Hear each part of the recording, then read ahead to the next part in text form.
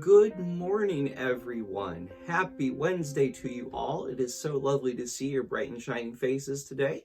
And thank you so much for joining us for daily devotions, the Redeeming Life Fellowship. And today, if you're following along with our reading plan, you're going to know we're going to be continuing this journey through the book of John. And we're going to be in John chapter 8, verses 31 through 59. And what you're going to find in a passage like this is a lot of some of the most memorable quotations of Jesus in the Gospel of John, and even some shocking, scandalous, provocative things that he says that really do challenge us to think deeply about who Jesus is, what it is that he does, and our relationship with him. That really does, I think, effectively, maybe this is your experience, certainly it's my experience in reading through a gospel like John, is that he is simple, but he is not simplistic. Where the words that Jesus says really do prompt some very deep meditation on the deeper meaning about who he is and what it is that he's intended to accomplish, not just in the past, but also throughout eternity. And it's the kind of thing that does get our minds and our hearts to probe deeply into these questions. And we'll definitely get that even just from the get-go in the beginning of this verse, where Jesus, one of his most memorable quotations about, if you hold to my teaching, you are really my disciples, and then you will know the truth, and the truth will set you free. And but let's, if you will follow me, I would like to be able to read through the entire chapter and then come and reflect on its very beginning. Can you do that with me? I think you can. So let's get a sip of coffee and read through and reflect on John chapter 8, verses 31 through 59. To the Jews who had believed him, Jesus said, "If you hold to my teaching, you are really my disciples. Then you will know the truth, and the truth will set you free." They answered him, "We are Abraham's descendants, and have never been slaves of anyone. How can you say that we shall be set free?" Jesus replied, "I tell you the truth. Everyone who sins is a slave to sin. Now a slave has no permanent place in the family, but a son belongs to it forever. So if the Son sets you free, you will be free indeed.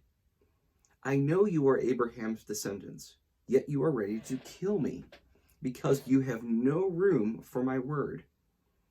I am telling you what I have seen in the Father's presence, and you do what you have heard from your father. Abraham is our father," they answered. "If you were Abraham's children," said Jesus, "then you would do the things that Abraham did. As it is, you are determined to kill me, a man who has told you the truth that I heard from God. Abraham did not do such things. You are doing the things your own father does." "We are not illegitimate children," they protested. "The only father we have is God himself." Jesus said to them, "If God were your father, you would love me, for I came from God, and now am here. I have not come on my own, but he sent me. Why is my language not clear to you? Because you are unable to hear what I say. You belong to your father, the devil, and you want to carry out your father's desire. He was a murderer from the beginning, not holding to the truth, for there is no truth in him. When he lies, he speaks his native language, for he is a liar and the father of lies. Yet because I tell you the truth, you do not believe me. Can any of you prove me guilty of sin? If I am telling the truth, why don't you believe me? He who belongs to God hears what God says. The reason you do not hear is that you do not belong to God." The Jews answered him, "Aren't we right in saying that you are a Samaritan and demon-possessed?" "I am not possessed by a demon, said Jesus, but I honor my Father, and you dishonor me. I am not seeking glory for myself, but there is one who seeks it, and he is the judge. I tell you the truth.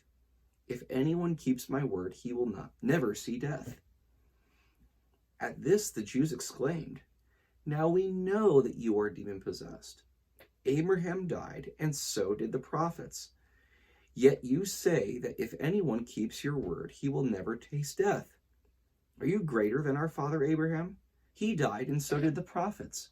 Who do you think you are? Jesus replied, if I glorify myself, my glory means nothing.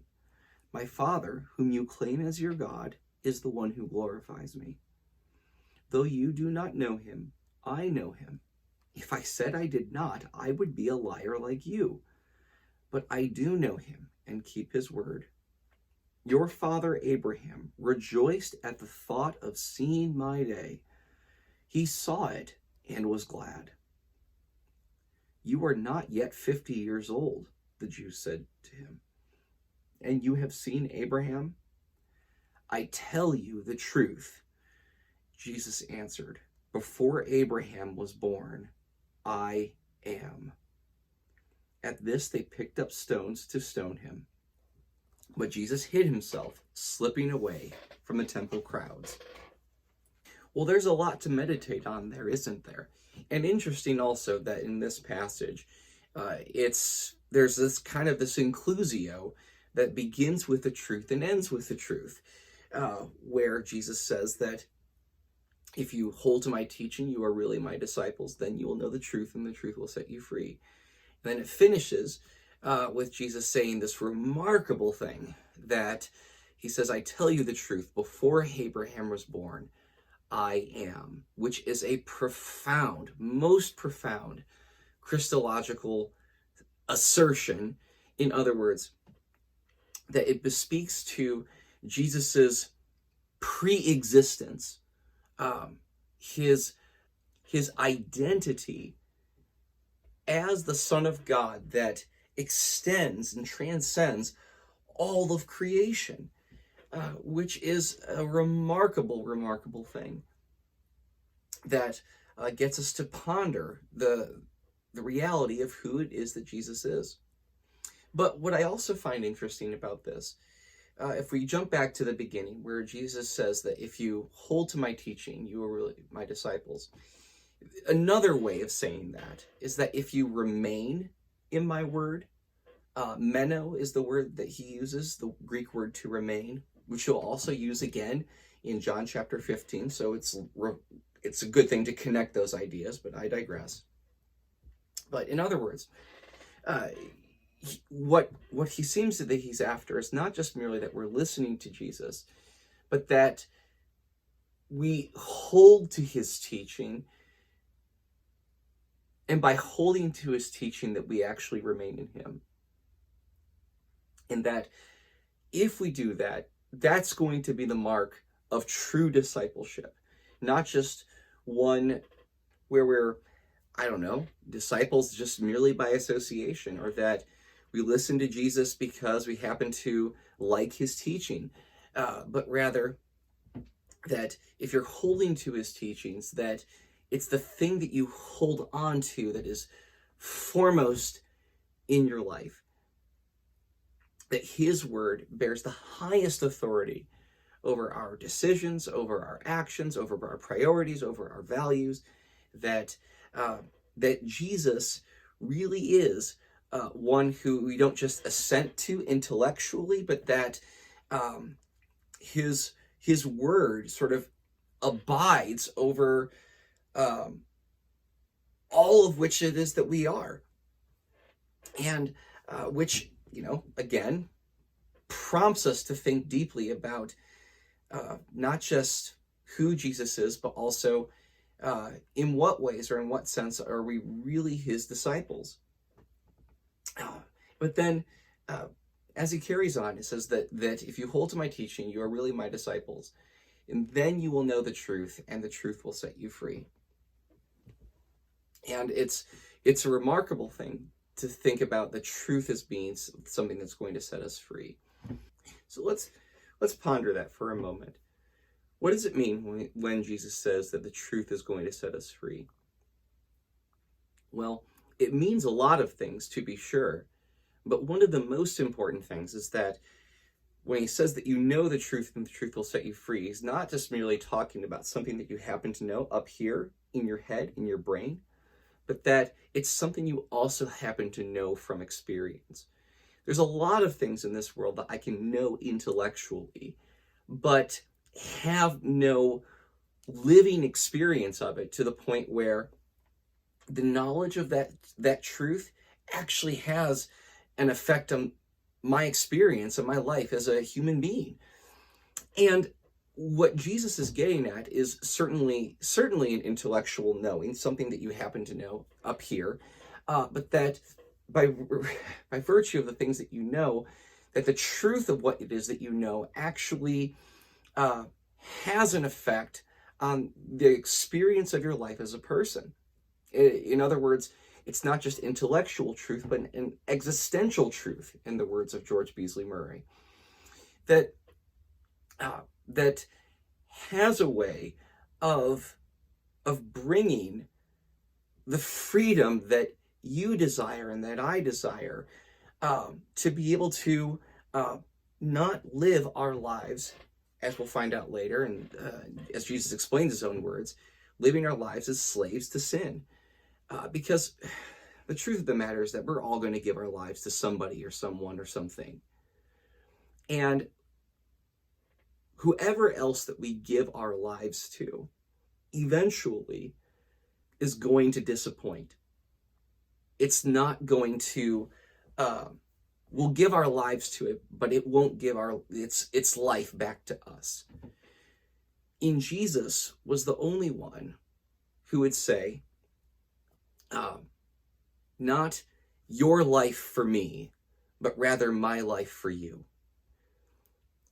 And a person who can say that is one whose service and whose love and whose truth does actually mean perfect freedom. Because his word and his teaching and holding fast to his word is the sort of thing that gives life to you and to me if we hold fast to it. And I pray that each and every one of us would take that word seriously, to know that his service is perfect freedom, and that God desires freedom. He doesn't want to keep you in bondage, but wants to free you from the worst slave of all, and that's the slave of sin, that dominates our lives, that browbeats us, that pushes us down, the sinful nature that says, serve me or you're going to die. Jesus is not that kind of master, but he is this sort of master, the sort of teacher, the sort of savior, whose word and whose authority actually gives us perfect freedom. And I pray that each and every one of us would taste that freedom that only Jesus can provide by setting us free from the bondage of sin, and live in that freedom as only he can provide. So thank you so much for joining us for Daily Devotions. I hope that if you haven't already, you can subscribe to the YouTube channel or check out our podcasts, and also come and meet with us as we're gathering now at the Huntington YMCA. It's very exciting, and about what it is that God has yet to do here and amongst us in our midst. So I pray God would bless you and keep you, and that each and every one of us would do as Jesus said we were supposed to do, that we would hold to his teaching and be truly his disciples. And by doing that, we would know the truth, and the truth would set us free. So God bless you, take care, and I'll see you next time.